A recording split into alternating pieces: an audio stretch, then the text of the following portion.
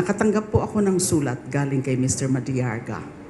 It was a letter, a handwritten letter, dated November 17. Nagpapatulong po siya sa kanyang mga kaso. Ang sabi niya, doon sa handwritten letter, it was a handwritten letter course through his lawyer, Attorney Palad. And then, nung nagkaroon nga ng affidavit, which was notarized November 29, I received that copy of the affidavit. At syempre nakita ko, napaka-sensitibo, napakabigat ng kanyang mga akusasyon, hindi lang laban sa kay VP Sara, kundi meron din siyang mga sinasabi tungkol sa dating Pangulo. Meron siyang mga nabanggit na mga personalidad.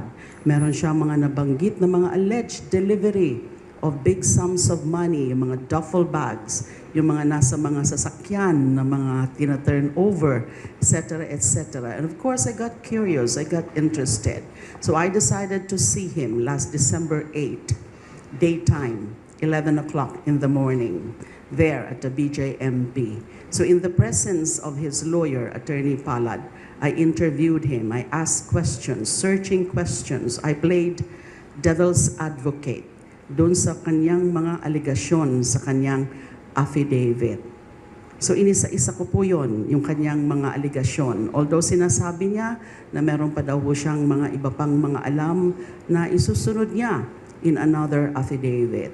And then, syempre, kasi ako po bilang abogada and bilang dating Justice Secretary, sanay naman po ako na nag-handle ng mga ganitong bagay. Pero dahil nga po mga seryoso ang mga akusasyon, kailangan pong sinusuri ito ng maigi. Kailangan nagiging maingat, lalo na nga po na meron akong sariling personal na experience na yung mga nag-akusa sa akin ay mga laway lang. And then therefore I asked him, meron ka ba na katunayan, mga ebidensya na susuporta dito sa mga aligasyon na may tumawag sa iyo, maski mismo nga si dating Pangulo tumatawag sa iyo, maski si VP Sara tumatawag sa iyo, itong Colonel Nolasco tumatawag sa iyo na instruction ito, i-deliver mo ito, etc., etc. Ang sabi niya, meron daw siya na ebidensya. So sabi ko, I'd like to see that before, kung ano man ang pwede kong gawin na makakatulong bago ako to take any action. Let me first reserve any judgment. Diba? Kasi gusto ko, pag mga ganitong mga bagay na mga maselan, sensitibo, ay maging maingat. 2 hours. It started my interview of him, na meron namang bantay doon, na guard sa BJMP. There's a CCTV there. About a little more than 2 hours, 11 o'clock, and then umalis kami doon past 1 o'clock. So once, that's December 8, that's holiday.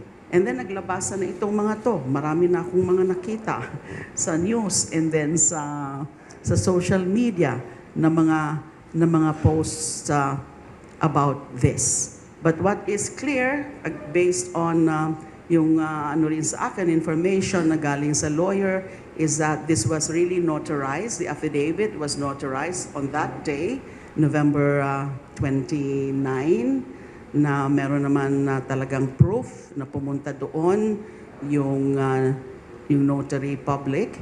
And then the lawyer ay nakausap niya several times, pumupunta siya doon in terms of doing and completing and finalizing the affidavit. So it's a notarized, duly sworn affidavit.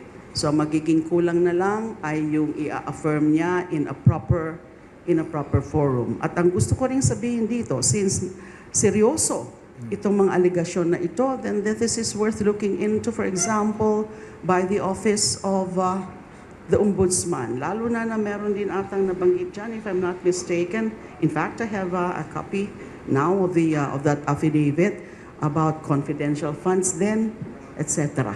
Meron pa nga mga delivery naman nandyan yung mga may DepEd something or what. So, kailangan din po itong imbestigahan kasi napakaseryoso ng mga aligasyon. But as I said, I'm reserving my judgment on whether, kasi ang ano dito again is about the credibility. Credibility on the person and the credibility of the story. Now, ang ano dito is there may be issues on the credibility of the person, but what about the story? Sa tingin ko, dun sa information din na kinors through the council is na-established in a satisfactory manner yung kanyang relationship sa mga Duterte kay VP Sara. Meron siyang parang may mga pinakita na mga ebidensya ng kanyang koneksyon kay VP Sara and the Dutertes. So in my view, as to the subject or the issue of his connection to the Dutertes, mukha namang meron siyang pinapakita na batayan. Pero ang hinihintay ko, ang gusto kong makita, is yung supporting proof nung kanyang mga akusasyon. Kasi affidavit lang yan eh. Pag hindi mo i-final yan sa proper government agency, parang ang lilitaw niya na naninira ka lang. So, we advise him na dapat dali natin sa authority yan, i-file natin, para sila magko-conduct ng nararapat na investigation or fact-finding para ma-expound pa or malaman nila, ma-verify nila mismo sa kanya yung lalim at katotohanan ng mga kwento niya. Yan ang purpose niyan. At the same time, plano rin po namin maghain ng motion sa RTC Manila to release yung kanyang 3 mobile phones na hindi naman po ginamit sa prosecution ng kanyang kidnapping case. So sa mga susunod na araw po, mag-enter ako ng appearance as defense counsel ni Madriaga and we'll be filing the necessary motion to that effect ho.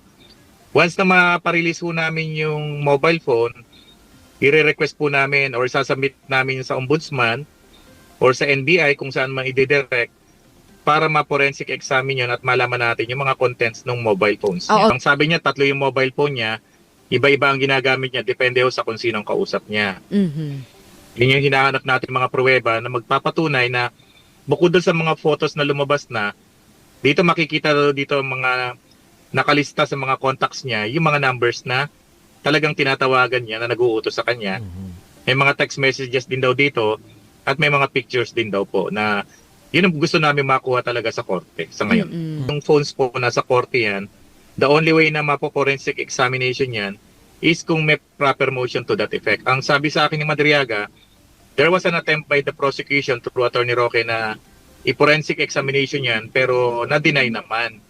Doon natuwa siya raw na na-deny kasi ang worry niya baka pag na-forensic examination yon baka mawala naman daw yung mga pictures. Buti na lang daw na-deny. And so sabi ko, saka kahit na sabihin mong deletein mo yan sa phone mo ngayon, yung mga text messages, yung call logs, pag forensic examination, nare-retrieve yan. Nung na-arresto daw siya ng mga pulis noon, kinumpis yung kanyang 3 cellphone. Ganun po talaga ang mga policy ng mga pulis, ng mga otoridad, the moment ma-arresto ka sa crime, lahat yun kinukuha nila, ultimong wallet mo, ultimong alahas mo, nililista nila sa mga non-drug evidence na nasi sa'yo. At nasa NBI na yan or sa police kung gagamitin nilang ebidensya yung contents ng cellphone. Pero so far, sabi ni Madriaga, hindi naman daw ginagamit against him yung cellphone na yon. So in due time, we will file the motion na isoli na sa amin yan or ipa-forensic examination yan as part of the defense po. So kung mabubuksan yon, masasabi na ng ombudsman yun, mas matutuwa ho kami na mapalabas na yung laman ng cellphone na yun. Doon sa last visit namin on December 8 together with Congresswoman De Lima, may binabanggit siya na isa pang detainee na nandun sa Annex 2, hindi lang namin pinababa, na sabi niya, attorney, sa ilang deliveries ko ng pera na gamit yung sasakyan, yung isang kasamahan ko sa kidnapping, nandito rin sa taas, kung gusto mo pababain natin, yan yung magpapatunay na merong ilang instance na naghatid sila ng pera, may kasama si Ramil. Siguro, pagbalik ko sa BJP,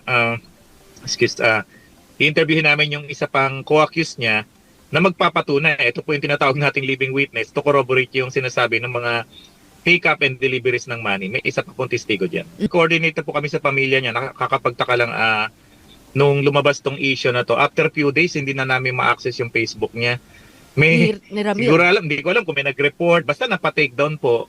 Tumawag yung pamilya na hindi na nila ma-open yung Facebook nung papa nila.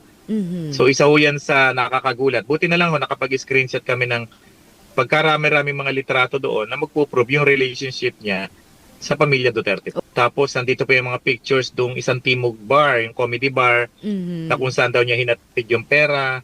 Yung mga pictures ng mga motor na binigay daw sa kanya ni former President Duterte. Sabi niya, 2 Ducati yan, attorney, sa 2 Harley Davidson. Hindi naman ako kayang bumili niya na mahal-mahal niyan, binigay sa akin yan. Yun, nasa kanya pa yung 4 na motor na yun, nasa daw sa bahay niya.